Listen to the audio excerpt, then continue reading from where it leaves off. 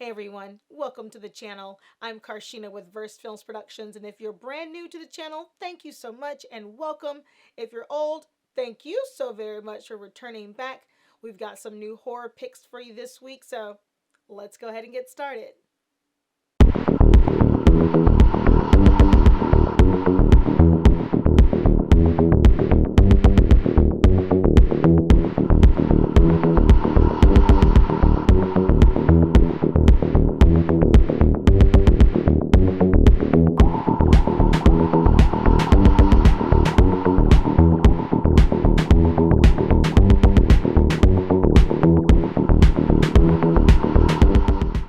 Thanks for joining in on our Screamtober all month long.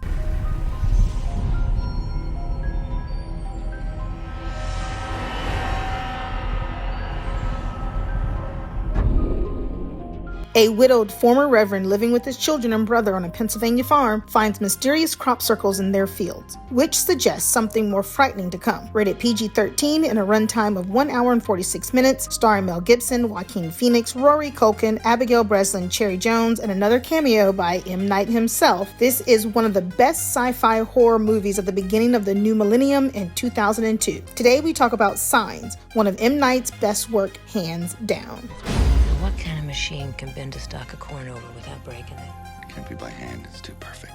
Yes, it's been 20 years since we were shocked and still are amazed about crop circles and a future alien invasion. Preacher Graham Hess loses his faith in God after his wife dies in a brutal car accident. He lives with his children and brother in a farmhouse. Crop circles start to appear in their cornfields. Graham dismisses them as mischief by miscreants. After hearing strange noises and watching news coverage on crop circles appearing all over the world, the family grows suspicious of the alien activities. Now they must stick together as a family and believe to survive and escape the ordeal. The greater picture of the film is the crop signs that suddenly and quickly start appearing worldwide, and the question of whether they mean anything for mankind as a whole. But once the greater picture is laid out in the first 20 minutes, it takes a complete backseat to Shyamalan's happy and pained family of four and focuses on their feelings, their worries, their doubts, as the horror of what's transpiring in the greater picture creeps closer to them.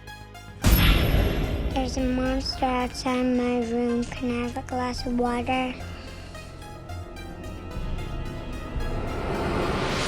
Shyamalan's movie is primarily about faith, the loss of such. The alien visitors are merely a component of this theme. They act as the catalyst that takes Graham to the pinnacle of his voyage of discovery. The meditations on faith and grief are subtle initially. It's like War of the Worlds. Believe it's going to pass.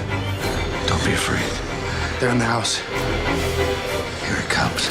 But they drive the picture forward. When Meryl says it's like War of the Worlds, it's not hyperbole, even though we never see what transpires in the greater picture. Instead, Shyamalan focuses on the subtle nuances of the fear of the individual. Instead of seeing hundreds of soldiers fighting in hand-to-hand combat with gigantic bugs, we gain an appreciation of what it's like for those who aren't blessed with such courage.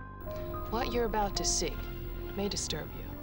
Or in Graham Hess's case, being able to find it again. You sympathize with the family's plight, even without seeing it. The family's reaction to the terror unfolding in the world is a sign itself of a strength that most don't have. The ability to be level-headed and always keep things in perspective, no matter how scary or out there the situation is. Whereas H.G. Wells wrote on the grand scale about what nations and governments were doing to fight an alien invasion. M. Night Shyamalan's Signs concerns itself with the small picture.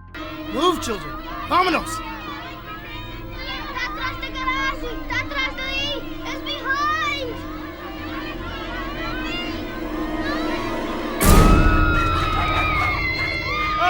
What is happening in one tiny corner of the world, to be precise, Bucks County, Pennsylvania, and very specifically, Mel Gibson and his family.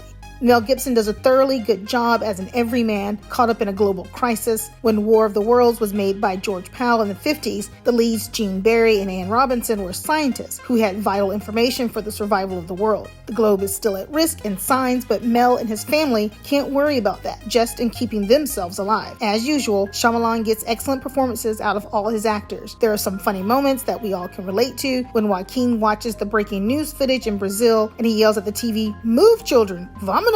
We've all yelled at the screen and we've all asked people miles away to do something as if they can hear us. This brought upon a stellar performances by a young Joaquin, who, as we know, is one of the greatest actors in our time. Shyamalan is an expert craftsman and knows how to get the most out of space, actors, and sound. It is the lingering shot on a basement staircase when you are desperately hoping he moves his camera to show us more, or the screeching sound in the next room whose source he won't reveal. M. Night knows just how long to hold the shot to increase the tension and build the suspense, long enough for our mind to begin forming pictures, and those pictures can be the most frightening of all. The soundtrack is Hitchcockian, creepy, and Shyamalan is a master at using sound effects to create the terror that the visual effects normally do. I like to be scared, but Hollywood has seen fit to retread every tired formulaic convention in just about everything it throws at you. Even the independent filmmakers, free of the system, seem to forget what fear is. Mostly I sit solemnly staring in disbelief at the screen, waiting and hoping to get those goosebumps. Then finally, we were given Signs. Don't see Signs expecting a monster movie or a shock ending, but definitely see it and be prepared to be moved in ways that you previously couldn't have imagined from a horror or suspense film. It's been said that a genius of a film is one who knows how to transcend or reinvent a genre. And with this film, M. Night Shyamalan already reached it. Great job. One of my favorites and a big pick for Halloween.